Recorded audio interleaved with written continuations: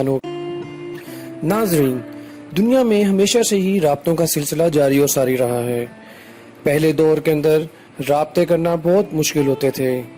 دور دراز علاقوں سے رابطے قائم کرنا خطوط کے ذریعے یا پھر دوسرے ذرائع کے ذریعے بہت مشکل ہوتا تھا، لیکن انٹرنیٹ کی مدد سے یہ چیزیں بہت آسان ہو گئیں۔ لیکن اگر ہم اور نظر دوڑائیں اور جدید دور میں دیکھیں تو فیس بک نے اور زیادہ چیزیں آسان کر دی ہیں کہ آپ اپنے چاہنے والوں سے جب چاہیں بات کر سکتے ہیں، ان کے ساتھ کمیونیکیٹ کر سکتے ہیں اور رابطے میں رہ سکتے ہیں۔ آج اسی سلسلے میں اور اسی کو مد نظر رکھتے ہوئے آپ کو فیس بک کی کہانی کے بارے میں بتایا جائے گا کہ فیس بک کیسے اور کہاں سے شروع ہوا اور کس طرح اس نے اپنی ترقی کی منزلیں طے کی۔ مارک زکربرگ 14 مئی 1984 کو وائٹ پلینز نیو یارک میں پیدا ہوا تھا۔ اس کی والدہ ماہر نفسیات تھیں اور اس کے والد ڈینٹسٹ تھے۔ مارک زکربرگ کی 3 بہنیں ہیں۔ مارک زکربرگ کی پرورش جو تھی وہ یہودی گھرانے میں ہوئی تھی اور اس کے آباء و اجداد کا تعلق جرمنی، آسٹریا اور پولینڈ سے تھا۔ مارک زکربرگ نے کم عمری میں ہی اپنے راستے کے پہلے قدم اٹھائے تھے۔ واضح طور پر کوڈنگ کی اہمیت کو سمجھتے ہوئے زکربرگ کے والد ایڈورڈ نے انہیں اٹاری باس کمپیوٹر پروگرامنگ کی تعلیم دی۔ اس کی صلاحیتوں کے ظاہر ہونے میں زیادہ وقت نہیں لگا۔ جب وہ 11 سال کا تھا تو اس کے والد نے ڈیوڈ نیومین نامی ایک سافٹ ویئر ڈیولپر کی خدمات حاصل کی تاکہ اس کی تربیت کرے۔ چونکہ اس کے والد کی کلینک کا عمل ان کے گھر سے چل رہا تھا، اس لیے اس نے ایک سافٹ ویئر پروگرام بنایا جسے زک نیٹ کا نام دیا تھا، جس کی مدد سے گھر اور ڈینٹل آفس کے درمیان موجود تمام کمپیوٹرز آپس میں کمیونیکیٹ کر سکتے تھے۔ یہ AOL میسنجر کا ایک ابتدائی ویژن بھی سمجھا جاتا ہے جو اگلے ہی سال سامنے آیا۔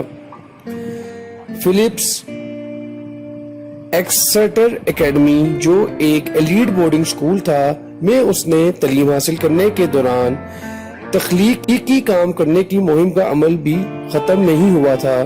اس نے AOL اور مائکروسافٹ کو اپنے سافٹ ویئر سائنپس کی طرف متوجہ کرایا، جو کہ آرٹیفیشل انٹیلیجنس کے تھرو اور لسننگ ہیبٹس کے تھرو یوزر کے میوزک ٹیسٹ کا پتہ کراتا تھا، جس کی وجہ سے اس کو نوکری کی بھی آفر ہوئی تھی، لیکن اس نے وہ ٹھکرا دی اور ہارورڈ یونیورسٹی کی طرف اپنی نگاہیں رکھی۔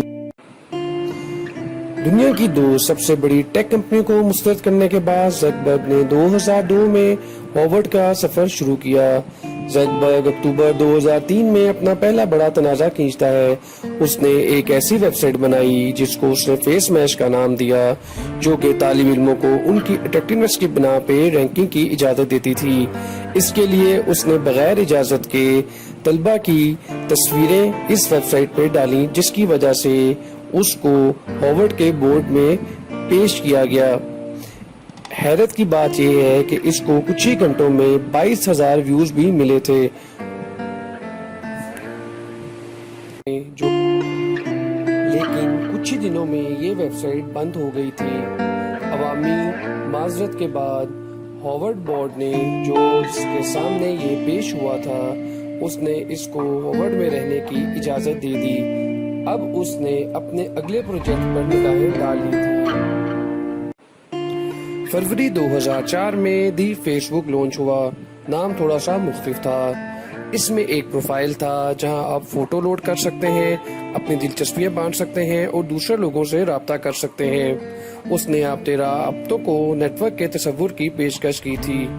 شروع میں یہ صرف ان لوگوں کے لیے کھولا گیا تھا جو ہارورڈ کے ای میل پتے کے ساتھ تھے، اور پہلے ہی مہینے کالج کے 50% طالب علم نے سائن اپ کر لیا تھا۔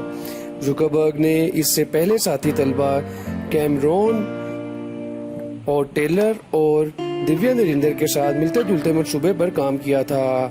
اس نے بالآخر کام اس پر کرنا چھوڑ دیا تھا، لیکن دا فیس بک یہ کام اس کے سابق ساتھیوں کا کہنا تھا کہ اس نے ان کے تصور اور نظریات کو چرا کر کیا ہے۔ وہ بالآخر 2008 میں ایک تصفیہ میں آئے۔ تینوں افراد میں سے ہر ایک نے فیس بک کمپنی میں 1.2 ملین شیئر وصول کیے۔ آئی پی او کے ذریعے ان کی مالیت $300 ملین تھی۔ دا فیس بک ایک انسٹنٹ ہٹ تھی اور دلچسپی بڑھتی چلی جا رہی تھی۔ 2004 کے آخر تک USA اور کینیڈا میں تقریباً تمام یونیورسٹیوں کے لیے ممبرشپ کھولی گئی تھی اور لوگ دستخط کرنے کے لیے دعوے دار تھے۔ اس سال کے جون میں زکربرگ نے کمپنی کی کل کارروائیاں پالو آلٹو اور کیلیفورنیا منتقل کر دی تھیں اور کچھ اہم سرمایہ کاری بھی لی تھی۔ پے پال کے شریک بانی پیٹر تھیل بورڈ میں شامل ہوئے اور اپنے ساتھ $500,000 لائے۔ مئی 2005 میں فیس بک نے زیادہ رقم وصول کی، اس بار ایکسل سے $12.70 ملین اور وینچر کیپٹلسٹ سے سرمایہ کاری حاصل کی $1.1 ملین۔ اگست میں باضابطہ طور پر دی ختم کر دیا گیا اور فیس بک بن گیا۔ facebook.com ڈومین کی قیمت $200,000 ہے۔ اگلے مہینے میں ہائی اسکول کے طلبہ، کچھ نئے طلبہ، مائکروسافٹ اور ایپل کے ملازمین بھی داخل ہوتے ہیں۔ کمپنی اب اپنے طلبہ کی بنیاد سے آگے بڑھنے لگی۔ پھر نومبر میں زکربرگ نے اپنی زندگی کے بارے میں ایک اہم فیصلہ لیا۔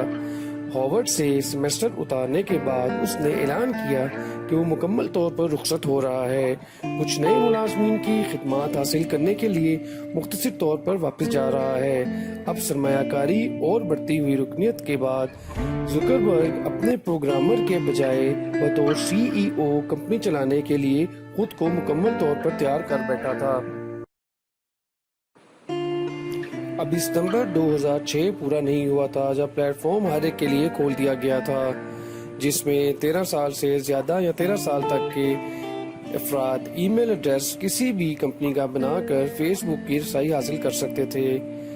ہم نے جو شرح نوٹ کی وہ یہ ہے کہ دسمبر 2006 تک 12 ملین یوزر تھے، اپریل 2007 تک 20 ملین، جولائی 2007 تک 30 ملین اور اکتوبر تک 50 ملین تک جا پہنچا تھا۔